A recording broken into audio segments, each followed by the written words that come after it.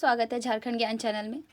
आज हम इस वीडियो में डिस्कस करेंगे झारखंड के ऐतिहासिक परिचय का और कुछ प्रैक्टिस सेट भी सॉल्व करेंगे। तो सबसे पहले हम जानेंगे कि झारखंड का नाम झारखंड क्यों पड़ा। तो झारखंड में झाड़ियाँ और वनों की बहुत अधिक मात्रा होने के कारण झारखंड का नाम झारखंड पड़ा, मतलब इस राज्य का नाम झारखंड पड़ा। अब हम डिस्कस करेंगे कि अलग अलग टाइम में अलग अलग काल में झारखंड के अलग अलग नाम थे। तो चलिए सबसे पहले जानेंगे ऐत्रेय ब्राह्मण जो है उसमें झारखंड को पुंड्र या पुंड प्रदेश के नाम से जाना जाता था। वायु पुराण में झारखंड का नाम मूरन के नाम से उल्लेख है झारखंड का। समुद्रगुप्त का प्रयाग प्रशस्ति में मूरंड, विष्णु पुराण में मुंड, भागवत पुराण में किक्कट प्रदेश, महाभारत में इसे पुंडरिक या पशुभूमि के नाम से जाना जाता है। तो सबसे पहले यहाँ पे आप देख सकते हैं स्टार बने हुए हैं, तो ये काफ़ी ज़्यादा इंपॉर्टेंट है। तो याद रखिएगा कि महाभारत में पुंडरिक के नाम से जाना जाता था झारखंड को। पूर्व मध्यकालीन संस्कृत साहित्य में कलिंग देश 13वीं सदी के ताम्रपत्र में उल्लेख मिलता है, तो वहाँ झारखंड के नाम से इसका उल्लेख किया गया है। तारीख फिरोज शाही में भी झारखंड, तारीख बंगला में झारखंड,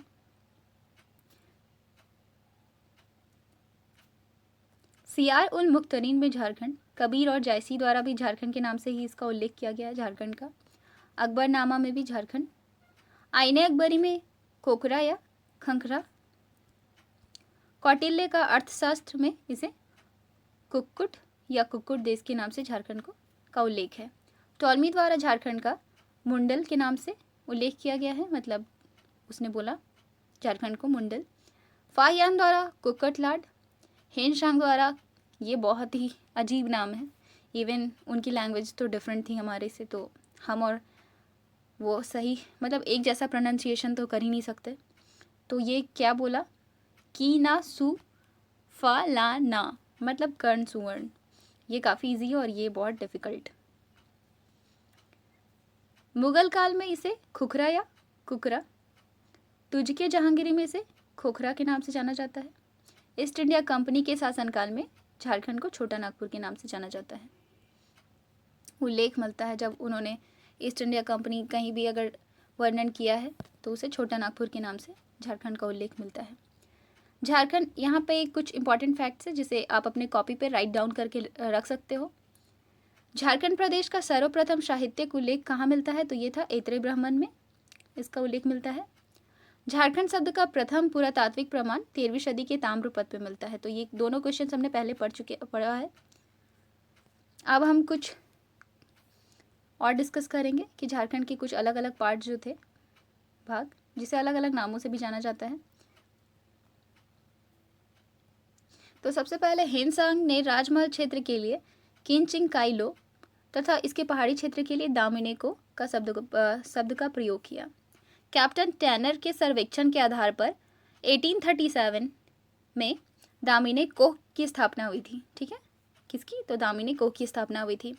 प्राचीन काल में संथाल परगना क्षेत्र को नरीखंड, यह इंपॉर्टेंट है, जो भी स्टार्स बने हुए हैं तो वो इंपॉर्टेंट हो जाते हैं एग्जामिनेशन पॉइंट ऑफ व्यू से, तथा बाद में कंकजोल नाम से संबोधित किया गया है। 1833 में दक्षिण पश्चिमी फ्रंटियर एजेंसी की स्थापना के बाद इस एजेंसी का मुख्यालय विल्किंसनगंज या विशुनपुर किशनपुर के नाम से जाना जाता था, जिसे बाद में रांची के नाम से जाना गया। मतलब रांची को अगर कभी अगर इस टाइप के वर्ड्स डिस्क्राइब किए हो कहीं कि विल्किंसनगंज और किशनपुर किसके पुराने नाम थे, तो आप इसका राइट आंसर जो होगा वो होगा रांची। ठीक है, अब हम कुछ यहाँ से कुछ क्वेश्चंस के प्रैक्टिस करेंगे और जानेंगे कि हमने अभी तक जितना भी कुछ पढ़ा है उसमें से कितने हमारे क्वेश्चंस जो हैं उसके राइट आंसर हम कर पाते हैं। तो चलिए स्टार्ट करते हैं। तो आज का सबसे पहला जो प्रश्न है वो है, निम्नलिखित में से कौन सा बांध बाराकर नदी पर स्थित है? तो इसके जो ऑप्शंस हैं कुछ ऐसे हैं। पहला तिलैया, दूसरा मैथन, ऑप्शन सी जो है कोनार, ऑप्शन डी है ए और बी दोनों।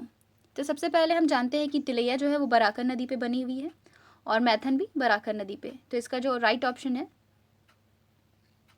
ए और बी दोनों, मतलब option D is correct. Ghatshila किस धातु खनन के लिए प्रसिद्ध है? तो जो इसका सही आंसर है वो है तांबा मीन्स कॉपर।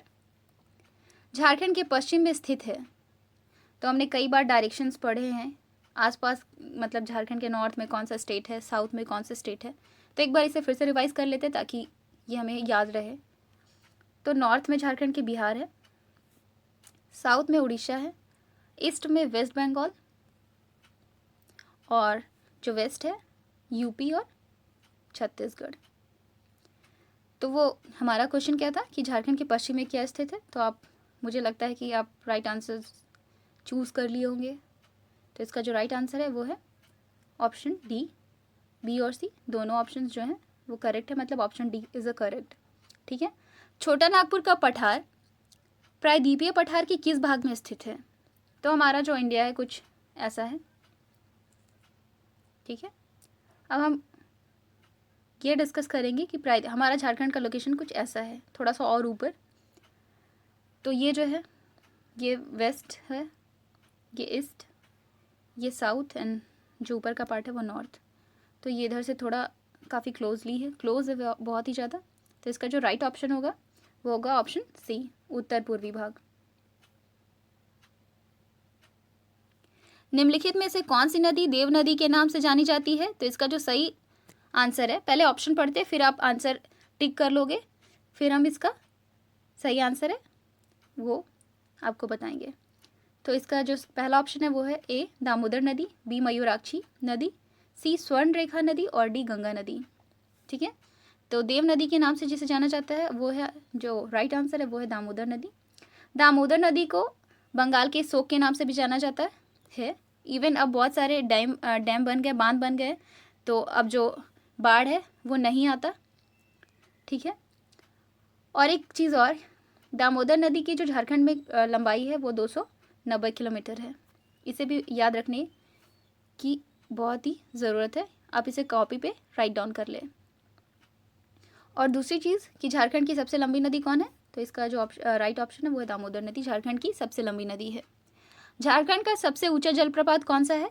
ऑप्शन ए है बूढ़ाघाघ जलप्रपात, हुंड्रू, हिरनी जलप्रपात और जोन्हा। तो इसका जो सही आंसर है वो है बूढ़ाघाघ, ऑप्शन ए, और इसे लोगाघाघ के नाम से भी जाना जाता है।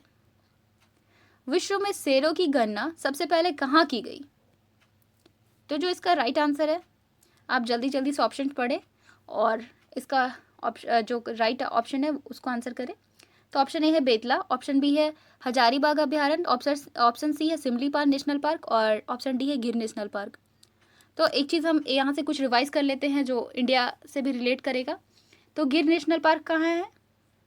तो ये जो है गिर national park I think Gujarat में है, सिमलीपाल नेशनल पार्क उड़ीसा में है, बेतला झारखंड में ही है और हजारीबाग जो अभ्यारण्य है वो भी झारखंड में है। तो सबसे पहले जो शेरों की गणना हुई थी तो उसका जो राइट आंसर है वो बेतला नेशनल पार्क में हुई थी। झारखंड का क्षेत्रफल भारत के कुल क्षेत्रफल के कितने प्रतिशत है? ऑप्शन ए है 3.4%, ऑप्शन बी है 8.2%, ऑप्शन सी है 2.3 और ऑप्शन डी है 2.4%। तो इसका जो राइट आंसर है वो है ऑप्शन डी, 2.4%। अब और जो नेक्स्ट क्वेश्चन है, पर्णपाती वनों का राजा किस वृक्ष को कहा जाता है? तो इसका जो राइट आंसर है वो है ऑप्शन सी। मुझे पता है कि आप लोगों ने काफ़ी ज़्यादा सिलेबस को कवर कर लिया होगा, तो आप क्वेश्चंस को पढ़ के खुद ही पूरे बहुत ही फास्टली आंसर कर रहे होंगे। दलमा अभ्यारण्य किसके लिए प्रसिद्ध है? तो दलमा अभ्यारण्य किसके लिए प्रसिद्ध है? तो वो है हाथियों के लिए। पारसनाथ की समुद्र तल से ऊंचाई कितनी है? तो आप जल्दी से आंसर कमेंट करें कि क्या है इसका जो राइट आंसर है। तो इसका जो राइट आंसर है वो है ऑप्शन डी, 365 मीटर। ठीक है। और ये कहाँ है? ये गिरिडीह जिले में आता है और इसका अन्य नाम इसे समेत शिखर के नाम से भी जाना जाता है। जनगणना 2000 के अंतिम आंकड़ों के अनुसार सबसे कम साक्षरता वाला जिला कौन सा है? तो ऑप्शन ए है धनबाद, ऑप्शन बी है गोड्डा, ऑप्शन सी है देवघर और ऑप्शन डी है पाकुड़। तो इसका जो राइट आंसर है वो है Pakur. Pakur is the right option. जनसंख्या की दृष्टि से झारखंड का भारत में कौन सा स्थान है? तो ये है 14th, ऑप्शन सी करेक्ट है। झारखंड की जनसंख्या कितनी है? काफ़ी बार ये क्वेश्चन को हमने प्रैक्टिस सेट में किया है, फिर से ये क्वेश्चन आया है। तो इसका जो राइट आंसर है ऑप्शन ए करेक्ट होगा। 3,29,88,134 अकॉर्डिंग टू 2011 सेंसस, क्योंकि लास्ट सेंसस तो वही था। झारखंड की पूर्व से पश्चिम की चौड़ाई कितनी है? तो एक बार फिर से इसे हम पढ़ लेते हैं, या मतलब रिवाइज कर लेते हैं। West, east, north, south. तो जो नॉर्थ साउथ है वो है 463, ठीक है। और ईस्ट वेस्ट है, सॉरी मैंने कुछ मिस्टेक किया है, हाँ मिस्टेक किया है मैंने। जो ईस्ट टू वेस्ट है वो है 463 किलोमीटर, ठीक है। और जो नॉर्थ साउथ है वो है 360 किलोमीटर, ठीक है। तो इसका जो ऑप्शन बी है वो सही है। झारखंड की पूर्व से पश्चिम की चौड़ाई कितनी है? 463 किलोमीटर, ठीक है। इसे याद रख लीजिएगा क्योंकि मैंने भी थोड़ी सी मिस्टेक कर ही दी थी। झारखंड की कौन सी नदी दक्षिण पूर्व की ओर प्रवाहित होती है? तो इसका जो सही ऑप्शन है वो है स्वर्ण रेखा नदी। झारखंड में अधिकांश वर्षा किससे प्राप्त होती है? तो यह बंगाल की खाड़ी के मानसून से। निम्न में से कौन सा राजमार्ग झारखंड से नहीं गुजरता? तो यह है NH-12। आपको पता है कि NH-33 सबसे लंबी NH है। एक बार कमेंट जरूर करिएगा कि मैंने सही बोला या नहीं, मैं भी कंफ्यूज हूँ थोड़ी। जनगणना 2011 के अंतिम आंकड़ों के अनुसार नगरीय जनसंख्या की दृष्टि से सबसे बड़ा जिला कौन सा है? तो इसका जो राइट ऑप्शन है वो है धनबाद। झारखंड के किस शहर में दामोदर घाटी निगम की भूमि संरक्षण डिवीजन है? तो इसका जो सही आंसर है वो है ऑप्शन बी, हजारीबाग। जनगणना 2011 के अनुसार झारखंड में न्यूनतम लिंगानुपात वाला जिला कौन सा है? तो वो उसका जो राइट ऑप्शन है वो है धनबाद, ठीक है। झारखंड का क्षेत्रफल कितना है?